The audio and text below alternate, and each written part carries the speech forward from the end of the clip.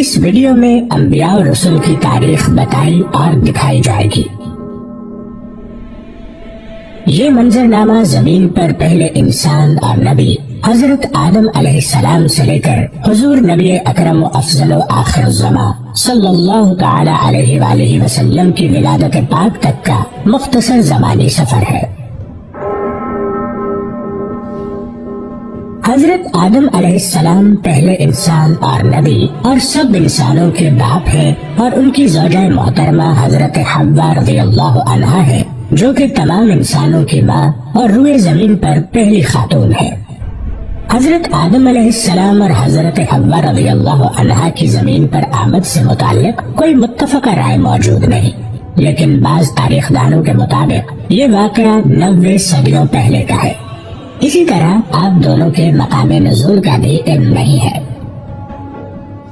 قابیل اور قابیل حضرت آدم علیہ السلام کے بیٹے تھے۔ قابیل نے کسی تنازع پر اپنے بھائی حابیل کو قتل کر دیا۔ اس واقعے کو قرآن پاک میں بھی بیان کیا گیا ہے۔ یہ تاریخ انسانی کا پہلا قتل ہے، اور علماء کرام کے مطابق قیامت تک ہونے والے ہر قتل کے گناہ کا ایک حصہ قابیل کو دیتا رہے گا، جیسا کہ ہر برائی کا ایک حصہ اس شخص کو دیتا ہے جس نے اس برائی کا آغاز کیا ہو۔ حضرت ادریس علیہ السلام کی آمد۔ مورخین کے مطابق حضرت آدم علیہ السلام اور حضرت ادریس علیہ السلام کے درمیان 30 سے 80 سال کا سفر تھا۔ حضرت ادریس علیہ السلام کم اسلام کے لڑائی پہلے انسان تھے، شاید اسی وجہ سوائے ان کے جو آپ علیہ السلام پر ایمان لا چکے تھے اور آپ علیہ السلام کے ساتھ اس کشتی میں سوار تھے جو آپ نے اللہ تعالیٰ کے حکم اور مدد سے تیار کی تھی، لیکن یہ چند ہی لوگ تھے۔ اس واقعے کے بعد نسل انسانی حضرت نوح علیہ السلام کے 3 بیٹوں سے آگے چلی، اسی لیے آپ علیہ السلام کو آدم ثانی بھی کہا جاتا ہے۔ آپ علیہ السلام کے بیٹوں کے نام سام، حام اور یافس تھے۔ حضرت نوح علیہ السلام کے بیٹوں کی نسل سے جو قومیں وجود میں آئیں وہ بھی بالآخر گناہوں اور بری باتوں میں ملوث ہو گئیں۔ ان میں سے ایک قوم کی طرف اللہ تعالیٰ نے حضرت ہود علیہ السلام کو بھیجا، جس کا ذکر قرآن پاک میں موجود ہے، لیکن پھر وہی ہوا، اس قوم نے سرکشی کی اور آپ علیہ السلام کی مخالفت کی، جس کی وجہ سے ان کو بھی اللہ تعالیٰ کی طرف سے عذاب نے آ لیا۔ حضرت ہود علیہ السلام کے ساتھ جو لوگ بچے ان سے قوم سمود وجود میں آئی، لیکن رفتہ رفتہ وہ بھی گمراہ ہو گئے، تو اللہ تعالیٰ نے حضرت صالح علیہ السلام کو ان کی طرف نبی بنا کر بھیجا، لیکن اپنے سے پہلوں کی طرح انہوں نے بھی اپنے نبی کا انکار کیا اور مطالبہ کیا کہ اگر آپ اللہ کے نبی ہیں تو کوئی معجزہ دکھائیں۔ آپ علیہ السلام نے اللہ سے دعا کی، جس سے ان کی آنکھوں کے سامنے پہاڑ کی چٹان سے ایک اونٹنی برآمد ہوئی، لیکن انہوں نے اس معجزے کو دیکھ کر ایمان لانے کی بجائے اس واقعے کو جادو کہہ کر رد کر دیا اور اپنی غلطی پر بضد رہے، تو ان کو بھی عذاب نے آ لیا اور نیست و نابود کر دیے گئے۔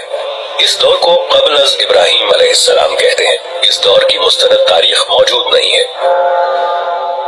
حضرت ابراہیم علیہ السلام تقریباً 2200 قبل مسیح عراق میں پیدا ہوئے۔ آپ علیہ السلام کو انبیاء کا باپ کہا جاتا ہے کہ آپ علیہ السلام کی نسل سے ہی بعد کے تمام انبیاء کا ظہور ہوا۔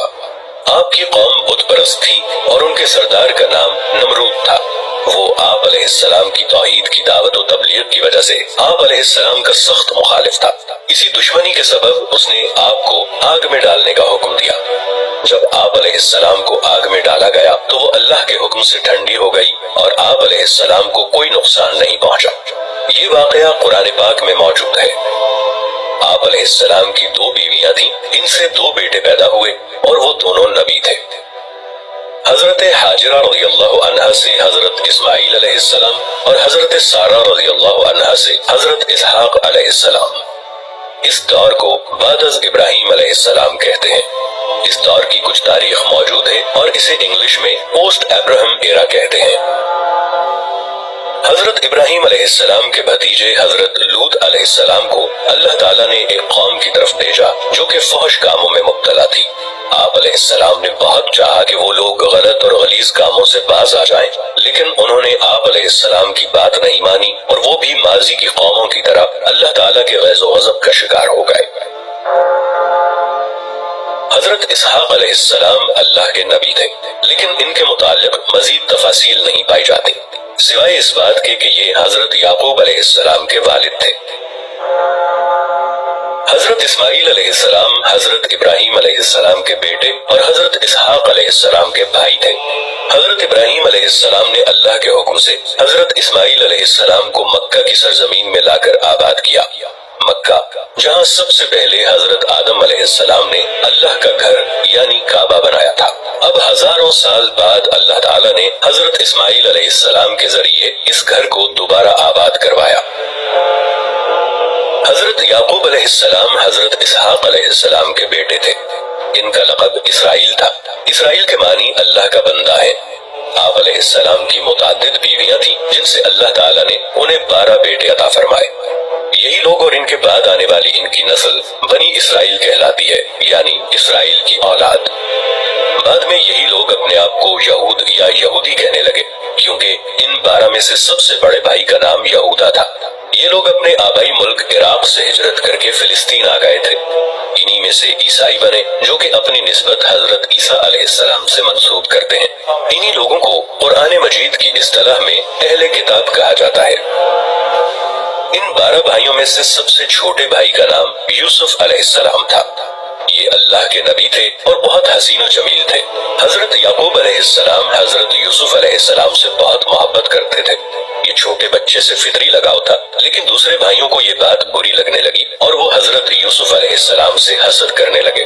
اسی حسد اور بغض و عناد نے انہیں اپنے بھائی یوسف علیہ السلام کے قتل پر آمادہ کر دیا، لیکن قتل پر سارے متفق نہ ہوئے، اس لیے انہوں نے یوسف علیہ السلام کو ایک کنویں میں پھینک دیا۔ اس کنویں کے پاس سے کوئی قافلہ جا رہا تھا۔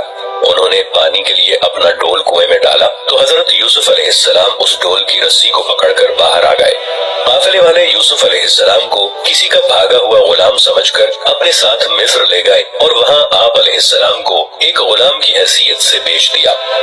آپ کا خریدار حکومت مصر کا ایک اعلیٰ عہدیدار تھا۔ اس نے جلد ہی آپ علیہ السلام کی ذہانت و فطانت کو جانچ لیا اور اپنے محل میں اپنے خادم خاص کی حیثیت سے رکھ لیا۔ آپ علیہ السلام اسی محل میں جوان ہوئے اور اللہ نے آپ کو نبوت عطا فرمائی۔ اس عہدیدار کو عزیز مصر کہا جاتا ہے۔ اس کی بیوی زلیخا نے آپ علیہ السلام پر عصمت دری کا جھوٹا الزام لگا کر آپ علیہ السلام کو جیل بھجوا دیا۔ آپ علیہ السلام نے 7 سال جیل میں گزارے، لیکن جیل میں بھی دوسرے قیدیوں کی تعلیم و تربیت کرتے رہے۔ پھر مصر کے بادشاہ کو ایک خواب آیا تو اس کے مشیر نے کہا کہ وہ ایک شخص کو جانتا ہے جو کہ اس خواب کی صحیح تعبیر بتا سکتا ہے۔ آپ علیہ السلام کو جیل سے محل میں لایا گیا۔ آپ علیہ السلام نے بادشاہ کے خواب کی عقلی اور منطقی تعبیر بتا دی، جس سے وہ بہت متاثر ہوا۔ اس بادشاہ نے آپ علیہ السلام کو اپنا مشیر خاص مقرر کر لیا اور بادشاہ نے آپ علیہ السلام کی تمام داستان سنی اور آپ علیہ السلام کو کہا کہ آپ اپنے سارے خاندان کو فلسطین سے مصر لے آئیں اور یہاں سب امن و سکون سے رہیں۔ آپ علیہ السلام نے اپنے سارے کنبے بشمول والد صاحب حضرت یعقوب علیہ السلام کو اپنے پاس مصر بلوا لیا۔ آپ علیہ السلام کے بھائی اپنے کیے پر بہت نادم ہوئے اور توبہ کی۔ اس طرح بنی اسرائیل فلسطین سے مصر پہنچ گئے۔ قرآن کریم کی سورہ یوسف میں اس واقعے کا تفصیلی ذکر موجود ہے۔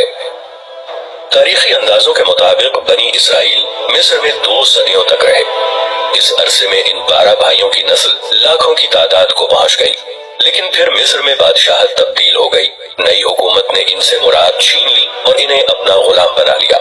یہ بنی اسرائیل کی قید یعنی کیپٹیوٹی